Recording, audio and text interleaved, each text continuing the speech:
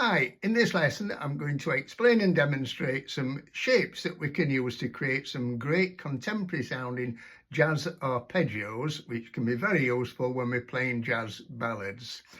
There's a link in the description below if you want a PDF for this lesson. It will contain all the examples that I'm going to explain and demonstrate to you in all 12 keys. So first of all, when we're looking at creating arpeggios, we've got to get ourselves out of this kind of mindset of playing arpeggios as we do when we're learning to play the piano, like exercises, that kind of thing, just going up and down the notes of a triad. What we're going to look at today is some really cool sounding shapes, and I'm going to start off with this one. So what we've got there is a C6-9 chord. That's a C major triad. If I add the 6th A and then the 9th D, we've got a C major 6-9 chord. Now the way I voice that chord is the root, the 5th, and then the 3rd down at the bottom. And then in the right hand, I'm playing the 6th, the 9th, and the 5th. Now, what's really good about that is if you look at these intervals in the right hand, we've got two perfect fourths stacked on top of each other. And you can use that to make a great arpeggio just by playing the left hand notes first, put the pedal down, and then just play those, jump an octave and another octave. Now, again, get yourself out of the mindset of exercises, thinking that you've got to do something like moving your wrist to the side like you would to make it smooth. Get used to the idea of using the pedal and jumping from there to there. So you can do it so much faster, and because you're using the pedal, make it really smooth. Sometimes you might want to, on the second octave, repeat it. Now, there's another shape that you can use for the same chord, and that's in the right hand to play the 3rd, the 6th, and the 9th. And once again, you end up with a couple of perfect fourths.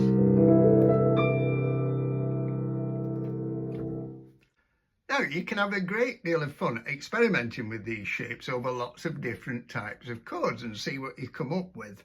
So I'll just demonstrate one or two for you. First of all, let's take this shape in the right hand playing E, A and D. Remember, that's two perfect fourths.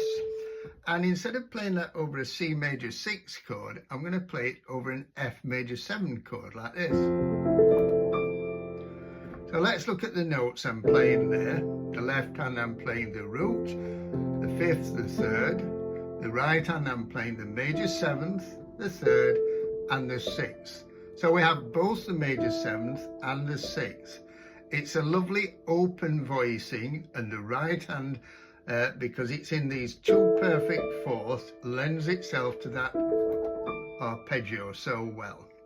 Now let's take these three notes, A, D and G, and play them over a D minor 7 chord like this. So let's look at the notes again. In the left hand we've got the root, the 5th, the 3rd. The right hand we've got the 5th and the root again, so they are doubled. But the note that gives it its colour and tension is the G at the top, which is the 11th. Again, you can play that lovely arpeggio with it. Now, what I really like is going back to that shape, E, A and D, playing this.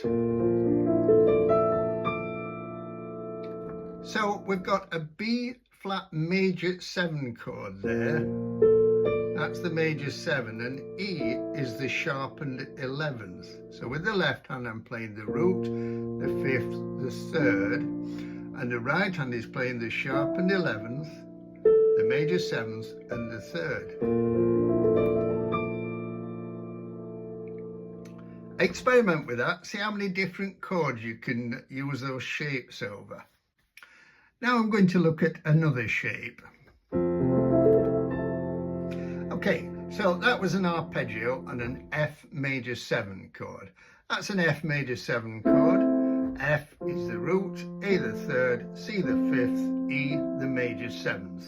And the voicing that I used was with the left hand playing the root doubled with the fifth in between, and in the right hand the third doubled with the major seventh in the middle. And you've got a nice open voicing again, and the shape of the right hand notes lends itself once again to a nice arpeggio. Now, as well as using that voicing on the major seventh, you can double the major seventh instead and put the third in the middle. And to make an arpeggio there with the left hand, instead of going root, fifth, root, to bring that note a bit closer to the right hand, so we haven't got the big gap in the middle, play root, fifth, third, like I did with the first shape. So now, of course, those would work on any major seven, and they also work on any minor seven. So F minor 7, instead of A and E, we've got A flat and E flat.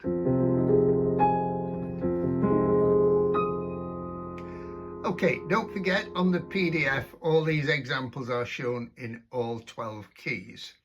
You'll notice, by the way, that in all these examples and also in the PDF, that rather than writing every single note of the arpeggio out in very short time values, I'm just writing the basic shape out. So for instance, the C major 6/9, for the left hand we've got the C, the G and the E, and the right hand the A, the D and the G. And then just remember that you take the right hand shape up an octave, repeat, and another octave, and so on. Now I'm going to look at using upper structure triads to create some arpeggios, for instance. Now, if you don't know what upper structure triads are, I did another video about them and I'll put a link in the description below. In the example that I've just played, I was using a D major upper structure triad over a C major chord. And with the left hand, I just played the root, the fifth and the third of C major. And then above that, I played the notes of a D major triad, D, F sharp and A. But I played the triad in second inversion, A, D, F sharp. Generally speaking, upper structure triads tend to work better in first or second inversion. Not every time, but most of the time. So if we look at the notes of the D major triad on top of a C major chord, A is the 6th, D is the 9th, and F sharp is the sharpened 11th. And they're all sort of tension notes that give some real colour to the chord. That's a nice tonic chord to finish a ballad on. Okay, let's look now at a very tense sounding upper structure triad. I'm going to play the notes of a C major triad over, in the left hand, a D minor 7 flat 5 chord. It'll sound like this. Now the notes that I played in the left hand there were D, A flat and C, the root, the flattened fifth and the 7th of D minor 7 flat 5. The C major triad that I played in the right hand was in second inversion. G is the 11th of D minor 7 flat 5. C is the 7th. Now E is the 9th. However, we tend to always think of D minor 7 flat 5 as chord 2 in the key of C minor, in which case the 9th would be E flat, or we think of it as chord 7 in the key of E flat major, and once again the 9th would be E flat. However, you can get a D minor 7 flat 5 on the 6th mode of an F minor melodic scale. 1, 2, 3, 4, 5, 6. If I take the notes from the F melodic minor scale, the 9th is E, and it creates a great tense sound over the half diminished or minor 7 flat 5 chord, together with the 11th. There's some real tension and colour there. You probably notice though that I haven't played the 3rd in this case. there is no F there. Now, normally the third is not a note that you would want to leave out. If you put it in here though, it doesn't sound so great. So leave the third out. That shape gives you a really nice colourful tense sound, and again lends itself to the arpeggio. Now let's look at using upper structure triads on dominant seventh chords to create arpeggios.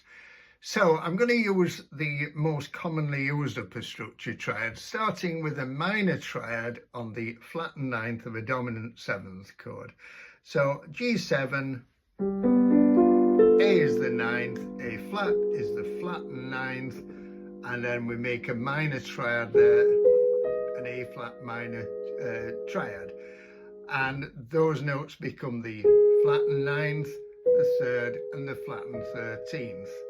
Now, if I play that in second inversion like that, and the left hand, once again, I'm just playing the root, the seventh, the third, and then in the right, I'm making that into an arpeggio. So that works quite well. The next one is a major triad on the ninth. So the ninth of G7 is A major. We look at those notes in terms of G7. We've got the ninth. Now you can think of that as the sharpened 11th or flattened 5th, depending on how you spell it. E is the 13th. The thing about upper structure triads is it saves you the bother of thinking, what are these notes? If you just think A major triad works over G7, it gives you less to think about, basically.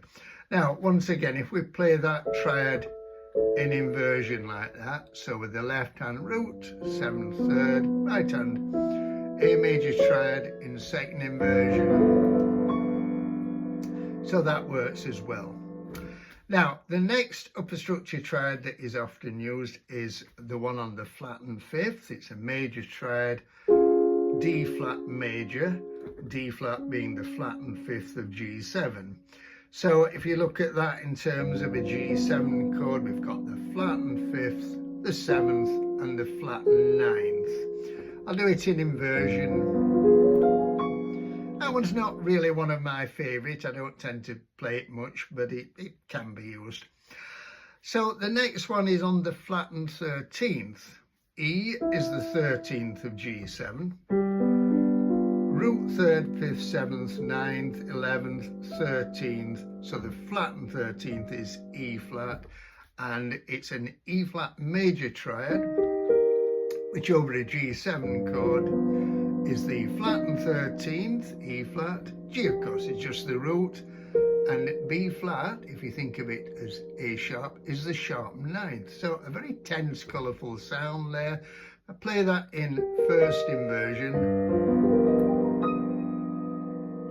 And then the last one that I'm going to do is on the 13th itself, which is E, E major on G7, E is the 13th, G sharp, think of it as A flat, and it's the flattened ninth, B is just the third, and again lends itself to an arpeggio.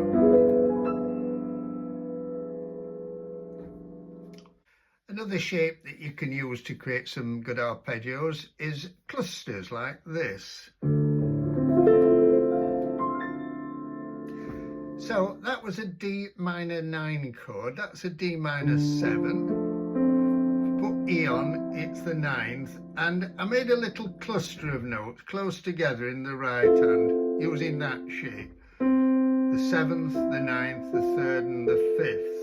So I started the arpeggio off in the left hand, the usual root, 5th, 3rd. A general rule, by the way, with arpeggios, always make sure that the notes at the bottom end of an arpeggio are well spaced. You don't want them too close together at the bottom. Sounds very muddy. So we've got these nice big open spaces. Once you get to the middle of the keyboard, it's fine to have clusters like that. And then I just simply repeated them with the left hand, up an octave in the right, and you can just keep doing that as many octaves as you like.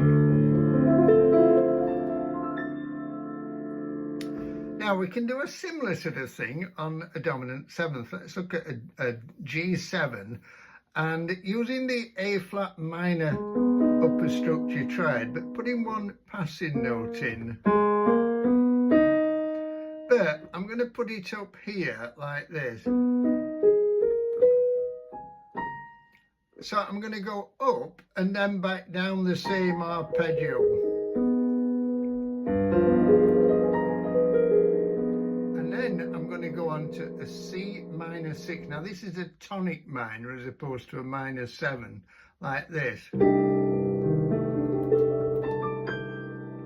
So I'll just go through that again. So on the G7 chord, I'm basically using the notes of an A flat minor upper structure triad. I'm adding a passing note, B flat, in between A flat and B, and I'm putting it up there like there. And then coming back down the arpeggio. Now, C minor 6, 9, that's C minor. If I add the 6, it's A, add the 9th, it's D. So I basically, in the right hand, I played that shape again, the 4th. I put the 3rd in, just so that the 3rd is there, before I get to the 3rd with the left hand thumb. So, and then just played the arpeggio just using the 4th shape. So once again,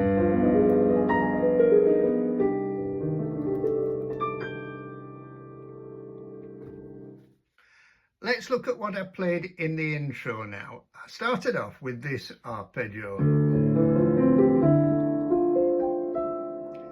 Now that really is an arpeggio on a D minor 7 chord. It sounds contemporary and colourful and has tension in it because of the voicing, and also because it includes the 9th E and the 11th G. Let's look at the voicing. I'm playing the root, the 5th, and instead of going to the 3rd, which is kind of where we're accustomed to going to, I'm going to the 9th. And then in the right hand, I'm playing the 3rd, the 7th, and then the 11th. Now, if we look at the voicing of both hands, I take the middle notes out, both hands are playing the interval of a 9th, and the interval between the bottom note of each hand is a perfect 5th. So both hands are playing exactly the same shape. We've got a lovely open voicing, but with that little cluster in the middle, which works really well on minor 7th chords. So I'm playing that as an arpeggio. When I get to there, I'm playing the E again with the right hand as I play the D in the left hand, and then I repeat the arpeggio. Now this time when I go on to the E, it's not E as the 9th of D minor 7, but E as the 13th of G7. And then I played an arpeggio using an upper structure triad on the 13th. In other words, an E major triad. E is the 13th of G7, upper structure triad, E major, as I explained before, E is the 13th. Think of G sharp as A flat, it's the flat 9th, B is the 5th. I then went on to this chord. Now that is basically an A flat major 7 chord, root, 5th, 3rd, major 7, but it's also got a sharpened 11th in the middle, so it gives it that nice bit of colour and tension. And I followed that with the arpeggio, where the right hand plays an octave with one note in the middle. So it's the octave is the 2/3, major 7th in the middle.